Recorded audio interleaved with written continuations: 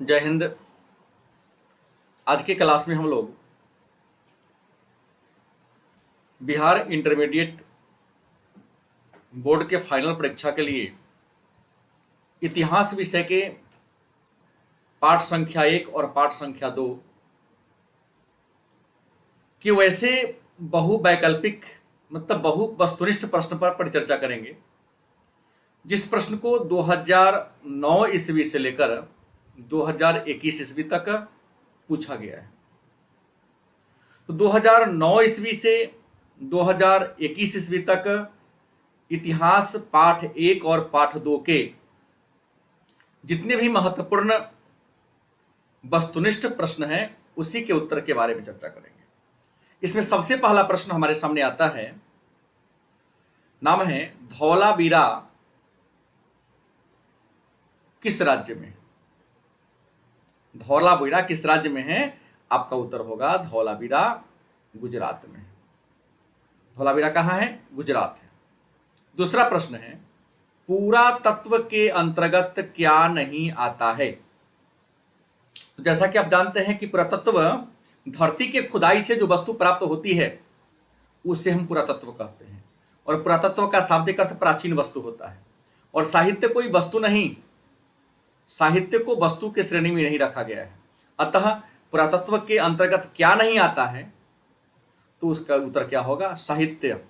अगला है मोहनजोदड़ो। मोहनजोदड़ो का शाब्दिक अर्थ क्या होता है? मोहनजोदड़ो का शाब्दिक अर्थ क्या होता है? तो मोहनजोदड़ो का शाब्दिक अर्थ होता है मृतकों का टीला। मोहनजोदड़ो का शाब्दिक अर्थ क्या होता है? मृतकों का टीला। नेक्स्ट प्रश्न है, भारतीय पुरातत्व का पिता किसे कहा जाता है? प्रश्न है, भारतीय पुरातत्व का पिता किसे कहा जाता है? तो आपका उत्तर होगा भारतीय पुरातत्व का पिता अलेक्जेंडर कनिंघम को कहा जाता है। मतलब अलेक्जेंडर कनिंघम को भारतीय पुरातत्व का पिता कहा जाता है। अगला प्रश्न है, राखालदास बनर्जी को, याद रखेंगे राखालदास बनर्जी को शॉर्ट नाम आरडी बनर्जी, आरडी बनर्जी ऐसे ही पूछ सकता है आपसे कि राखालदास बनर्जी को या आरडी बनर्जी को मोहनजोदड़ो के अवशेष किस वर्ष मिले? तो राखालदास बनर्जी को या आरडी बनर्जी को मोहनजोदड़ो के अवशेष 1922 ईस्वी में मिला। या इस प्रश्न को थोड़ा सा चेंज कर भी पूछा जा सकता है कि मोहनजोदड़ो की खुदाई कब हुई। प्रश्न को थोड़ा सा चेंज करके पूछा जा सकता है कि मोहनजोदड़ो की खुदाई कब हुई, तो आपका उत्तर होगा 1922 में। या प्रश्न को और पूछ देगा घुमा करके, थोड़ा सा चेंज कर सकता है कि मोहनजोदड़ो की खुदाई किसके निर्देशन में हुआ? तो मोहनजोदड़ो की खुदाई आपको बता दे आरडी बनर्जी की देखरेख में। और मोहनजोदड़ो किस नदी के किनारे है? तो आपको बताते मोहनजोदड़ो सिंधु नदी के किनारे है। किसके किनारे है? सिंधु नदी के किनारे है। नेक्स्ट प्रश्न है, सिंधु घाटी सभ्यता में विशाल स्नानागार का अवशेष कहां से मिला है? अब जान ले, स्नानागार का मतलब होता है तालाब, पोखर, स्नान करने का स्थल। तो सिंधु घाटी सभ्यता में स्नानागार मतलब विशाल स्नानागार, ऐसे स्नानागार हर जगह से मिला है, लेकिन विशाल स्नानागार कहां से मिला है? तो मोहनजोदड़ो से मिला है। कहां से मिला है? मोहनजोदड़ो से। अगला है, हड़प्पा सभ्यता किस युग की सभ्यता है? हड़प्पा सभ्यता किस युग की सभ्यता है? तो आपका उत्तर होगा हड़प्पा सभ्यता कांस्य युग की सभ्यता है। हड़प्पा सभ्यता किस युग की सभ्यता है? कांस्य युग की। तो प्रश्न होगा कि कांसा क्या है? तो कांसा एक मिश्र धातु है। कांसा क्या है? मिश्र धातु है। और कांसा के निर्माण तांबा प्लस टीन को मिलाकर किया गया था। तो कांसा का यूज करना जानते थे, इसलिए हड़प्पा सभ्यता को कांस्ययुगीन सभ्यता कहते। अगला प्रश्न है, हड़प्पा सभ्यता का सबसे बड़ा नगर कौन था? हड़प्पा सभ्यता का सबसे बड़ा नगर कौन था? तो हड़प्पा सभ्यता का सबसे बड़ा नगर मोहनजोदड़ो। कौन है? मोहनजोदड़ो है। अगला है, सिंधु घाटी निवासियों को किस धातु का ज्ञान नहीं था? सिंधु घाटी निवासियों को या सिंधु घाटी सभ्यता के लोगों को किस धातु का ज्ञान नहीं था? तो सिंधु घाटी सभ्यता को लोगों को लोहा का मतलब Fe आयरन का ज्ञान नहीं था, लोहा कहाँ से लोग परिचित नहीं थे। अगला है कालीबंगन या कालीबंगान, कालीबंगन या कालीबंगान किस राज्य में है? उत्तर होगा राजस्थान, देश होगा तो भारत। कालीबंगन कहाँ स्थित है? तो राजस्थान में है। अगला हड़प्पा किस नदी के किनारे हैं? हड़प्पा किस नदी के किनारे हैं? तो आपको बता दें हड़प्पा रावी नदी के किनारे। हड़प्पा किस नदी के किनारे हैं?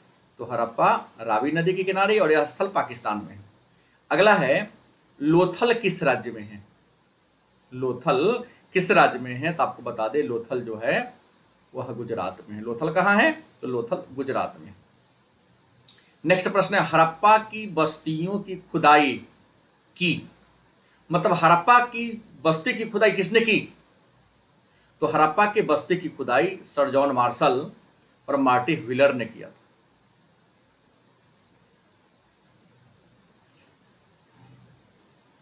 हड़प्पा के बस्ती की खुदाई सर जॉन मार्शल और मार्टिन व्हीलर ने किया था। ऐसे हड़प्पा की खुदाई के समय जो वहां का जिसके देख रेख में हुआ था उनका नाम था दयाराम साहनी, राय बहादुर दयाराम साहनी। इनके गाइडलाइन में हुआ था, लेकिन कराया किसने था? तो जॉन मार्शल और मार्टिन व्हीलर। अगला है हड़प्पा का उत्खनन किया था, किसने किया था? आगे यहां प्रश्न दयाराम साहनी, दयाराम साहनी ने हड़प्पा का उत्खनन कराया था। अगला है मोहनजोदड़ो किस भाषा का शब्द है? तो मोहनजोदड़ो सिंधी भाषा का शब्द है। किस भाषा का? तो मोहनजोदड़ो सिंधी भाषा का शब्द है। अगला है पहली बार राय बहादुर दयाराम साहनी ने कहां उत्खनन कराया? मतलब सिंधु घाटी सभ्यता का खुदाई सबसे पहले राय बहादुर दयाराम साहनी ने कराया, लेकिन कहां कराया? तो हड़प्पा नामक जगह पर कराया था।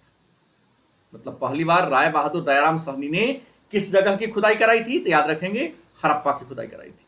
नेक्स्ट प्रश्न है कलकत्ता में एशियाटिक सोसाइटी की स्थापना किसने किया था? कलकत्ता में एशियाटिक सोसाइटी की स्थापना किसने किया? तो कलकत्ता में एशियाटिक सोसाइटी की स्थापना विलियम जोन्स ने किया था। किसने किया? विलियम जोन्स ने। कब किया? 1784 ईस्वी में किया था। अगला है लोथल किस नदी के किनारे है? लोथल किस नदी के किनारे हैं? याद रखेंगे लोथल भोगवा नदी के किनारे है। लोथल किस नदी के किनारे हैं? तो लोथल भोगवा नदी के किनारे। अगला है अंगुत्तर निकाय के अनुसार महाजनपदों की संख्या कितनी थी? अंगुत्तर निकाय के अनुसार महाजनपदों की संख्या कितनी थी? तो याद रखेंगे अंगुत्तर निकाय के अनुसार महाजनपदों की संख्या 16 थी। अगला है मगध साम्राज्य की स्थापना किसने किया? मगध साम्राज्य की स्थापना किसने किया? तो मगध साम्राज्य की स्थापना बिंबिसार ने किया था। किसने किया? बिंबिसार ने किया था। अगला है चंद्रगुप्त मौर्य का शासनकाल क्या था? मतलब चंद्रगुप्त मौर्य ने कब से कब तक राज्य किया, कब से कब तक शासन किया? तो चंद्रगुप्त मौर्य का शासनकाल 323 ईसा पूर्व से 298 ईसा पूर्व तक चंद्रगुप्त मौर्य ने शासन किया था। नेक्स्ट प्रश्न है विक्रमादित्य की उपाधि किस सम्राट ने ग्रहण की? विक्रमादित्य की उपाधि किस सम्राट ने ग्रहण की? तो आपका उत्तर होगा चंद्रगुप्त द्वितीय। चंद्रगुप्त द्वितीय ने विक्रमादित्य की उपाधि ग्रहण की। अगला है मुद्रा राक्षस की रचना किसने की? मुद्रा राक्षस की रचना किसने की? आपका उत्तर होगा विशाखदत्त। विशाखदत्त ने मुद्रा राक्षस की क्या की रचना की। अगला है मौर्य साम्राज्य का प्रथम शासक कौन था? मौर्य साम्राज्य का प्रथम शासक कौन था? आपका उत्तर होगा चंद्रगुप्त मौर्य। चंद्रगुप्त मौर्य मौर्य साम्राज्य का प्रथम राजा था। अगला है किस भारतीय शासक को भारत का नेपोलियन की संज्ञा दी गई? मतलब इस प्रश्न को थोड़ा सा चेंज भी कर सकता है कि भारत का नेपोलियन किसे कहते हैं, या किस भारतीय शासक को भारत का नेपोलियन कहते हैं? तो आपका उत्तर होगा समुद्रगुप्त। समुद्रगुप्त को भारत का नेपोलियन कहते हैं। नेक्स्ट प्रश्न है 16 महाजनपदों में सबसे शक्तिशाली कौन था? मतलब यहां एक प्रश्न आ गया महाजनपद कितने थे? तो 16, लेकिन 16 महाजनपद में सबसे ताकतवर कौन था? तो 16 महाजनपद में सबसे ज्यादा ताकतवर मगध था। और आपको पता है मगध की पहली राजधानी राजगृह है और दूसरी राजधानी कहां थी? पाटलिपुत्र। अगला है किस शिलालेख में अशोक ने कलिंग विजय का उल्लेख किया है? आपको पता होगा ना कि अशोक ने कलिंग का युद्ध 261 बीसी 261 ईसा पूर्व में लड़ा था। तो कलिंग युद्ध के बारे में चर्चा किस शिलालेख में है? तो कलिंग युद्ध के बारे में चर्चा 13वें शिलालेख में है। नेक्स्ट प्रश्न है, कनिष्क का राज्यारोहण कब हुआ था? याद रखेंगे, कनिष्क कुषाण वंश का सबसे महान शासक था। कनिष्क किस वंश के राजा थे? तो कनिष्क कुषाण वंश के सबसे महान राजा थे, याद रखेंगे। और कनिष्क का राज्यारोहण कब हुआ, मतलब कनिष्क राजा के सिंहासन पर कब बैठा? तो 78 ईस्वी में। कब बैठा? 78 ईस्वी में। और 78 ईस्वी में कनिष्क ने एक पंचांग भी चलाया था जिसका नाम था शक संवत। कनिष्क ने, ये प्रश्न, तीनों प्रश्न इंपॉर्टेंट है कि कनिष्क का राज्यारोहण कब हुआ? तो 78 ईस्वी में। कनिष्क किस वंश का राजा था? तो कुषाण वंश का राजा था। और कनिष्क के राज्यारोहण के अवसर पर कौन पंचांग चला? शक संवत। या शक संवत की स्थापना कब हुई? तो 78 ईसा पूर्व में। अगला है, धम्म महामात्रों की नियुक्ति किसने किया? धम्म महामात्रों की नियुक्ति किसने किया? तो आपका उत्तर होगा अशोक। धम्म महामात्र मतलब धर्म का प्रचार प्रसार करने वाला, धर्म का विस्तार करने वाला पदाधिकारी। तो धम्म महामात्रों की नियुक्ति अशोक ने किया था। नेक्स्ट है, अशोक किस वंश का शासक था? अशोक किस वंश का राजा था या शासक था? तो अशोक मौर्य वंश का राजा था। इनके पिता का नाम बिंदुसार और इनके दादा जो थे वह चंद्रगुप्त मौर्य थे। तो अशोक किस वंश का राजा था? मौर्य वंश का राजा था। नेक्स्ट प्रश्न है, भारतीय इतिहास का कौन सा काल स्वर्ण काल के नाम से जाना जाता है? मतलब किस काल को भारतीय इतिहास का स्वर्ण काल कहते हैं? आपका उत्तर होगा गुप्त काल। मतलब गुप्त काल को भारतीय इतिहास का स्वर्ण काल के नाम से जानते हैं। नेक्स्ट प्रश्न है, प्रयाग प्रशस्ति की रचना किसने की?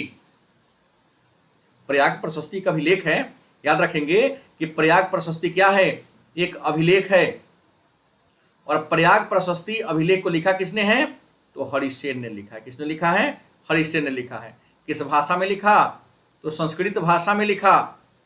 किस वंश के बारे में जानकारी मिलती है? तो गुप्त वंश के बारे में जानकारी मिलती है इससे। अगला है, मौर्यकालीन टकसाला के अध्यक्ष प्रधान कौन थे? मौर्यकालीन टकसाला के प्रधान कौन थे? तो मौर्य काल में टकसाला के प्रधान को लक्षणाध्यक्ष कहा जाता था। क्या कहा जाता था? लक्षणाध्यक्ष। और आपको जान ले टकसाला किसे कहते हैं? तो जहां पर सिक्का की ढलाई होती है। सिक्का की ढलाई मतलब जिस स्थान पर सिक्का की ढलाई होती है उसको टकसाल कहते हैं।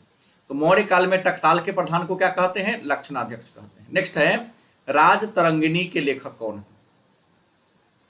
राजतरंगिणी के लेखक कौन है? तो राजतरंगिणी के लेखक कलहन है। कौन है? कलहन है राजतरंगिणी के लेखक। नेक्स्ट प्रश्न है, अर्थशास्त्र और इंडिका से किस राजवंश के विषय में जानकारी मिलती है? मतलब अर्थशास्त्र और इंडिका से अर्थशास्त्र और इंडिका से किस राजवंश के बारे में जानकारी मिलती है? आपका उत्तर होगा मौर्य वंश। मतलब अर्थशास्त्र को पढ़ेंगे और इंडिका को पढ़ेंगे तो आपको मौर्य वंश के बारे में जानकारी मिली है।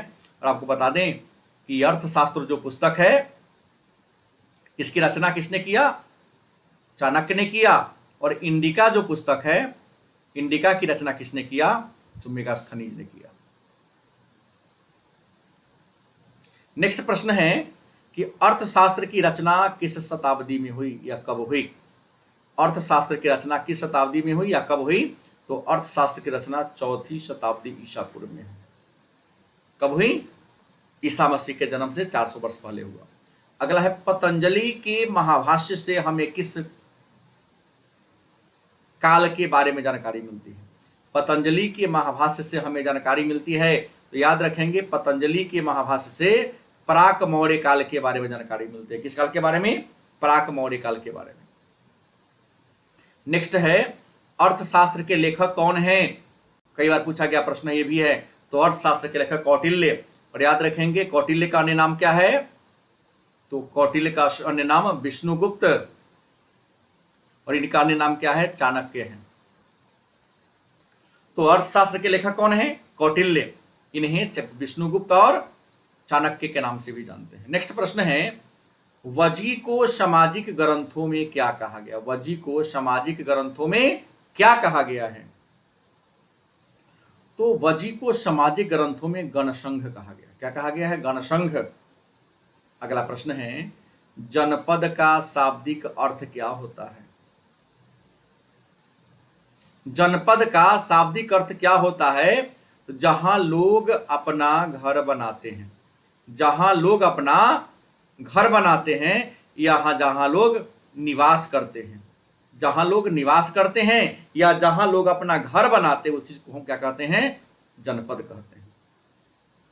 अगला है, पंच चिन्ह वाले सिक्के बने होते थे। पंच चिन्ह वाले सिक्के बने होते थे, आपका उत्तर होगा चांदी और तांबा के। चांदी और तांबा का पंच चिन्ह वाले सिक्के बने थे। नेक्स्ट है, अशोक द्वारा प्रचलित बौद्ध धर्म कहां प्रचलित नहीं हुआ? मतलब अशोक ने जिस धर्म का प्रचार प्रसार किया वह धर्म किस देश में नहीं गया? तो आपको पता होगा कि अशोक ने बौद्ध धर्म को एशियाई धर्म बनाया था। कौन धर्म? तो केवल एशिया महादेश के ही अलग अलग देशों में गया, और ब्रिटेन यूरोप महादेश में पड़ता है, तो ब्रिटेन में अशोक द्वारा प्रचार किया गया धर्म नहीं गया था। नेक्स्ट है, पाटलिपुत्र नगर की स्थापना किसने की? पाटलिपुत्र नगर की स्थापना किसने की? उत्तर होगा उदयन, या इसको हम उदयभद्र भी कहते हैं। पाटलिपुत्र नगर की स्थापना उदयन या उदयभद्र ने किया था। अगला है, प्रसिद्ध ग्रंथ इंडिका की रचना किसने की? मतलब इंडिका की रचना किसने की या इंडिका को किसने लिखा? तो आपका उत्तर होगा मेगास्थनीज। किसने किया? मेगास्थनीज। और आपको बता दें, मेगास्थनीज राजदूत बनकर भारत में आया था। मेगास्थनीज किस रूप में आया था? राजदूत बनकर आया था। किसका राजदूत? तो सेल्यूकस निकेटर का राजदूत बनकर आया था। किसके दरबार में? तो चंद्रगुप्त मौर्य के दरबार में। नेक्स्ट प्रश्न है, प्राचीन भारत में धम्म की शुरुआत किस राजा ने किया, किस शासक ने किया? प्राचीन भारत में धम्म की शुरुआत किस शासक ने किया? तो आपको बता दें, प्राचीन भारत में धम्म की शुरुआत अशोक ने किया था। नेक्स्ट है, कलिंग युद्ध कब हुआ था? तो कलिंग युद्ध 261 ईसा पूर्व में। मतलब अशोक के राज्यारोहण के 8 वर्ष बाद। ध्यान रखेंगे, कलिंग का युद्ध कब हुआ? तो 261 ईसा पूर्व में। अशोक के राजा बनने के 8 वर्ष बाद, मतलब 9वें वर्ष में हुआ था। नेक्स्ट है, पाटलिपुत्र नगर की स्थापना उदयन ने किस नदी के संगम पर किया था? पाटलिपुत्र नगर की स्थापना उदयन ने किस नदी के संगम पर किया था? तो आपको बता दें कि पाटलिपुत्र नगर की स्थापना उदयन ने गंगा, सोन और पुनपुन नदी के संगम पर, गंगा, सोन और पुनपुन नदी के संगम पर उदयन ने पाटलिपुत्र नगर की स्थापना किया था। अगला, यूरोप का समुद्रगुप्त किसे कहते हैं, या यूरोप का समुद्रगुप्त कौन है? तो नेपोलियन बोनापार्ट, या नेपोलियन बोनापार्ट को चाहे नेपोलियन को यूरोप का समुद्रगुप्त कहते हैं। अगला है, गुप्तों के काल में कौन चीनी यात्री भारत आया था, या गुप्त काल में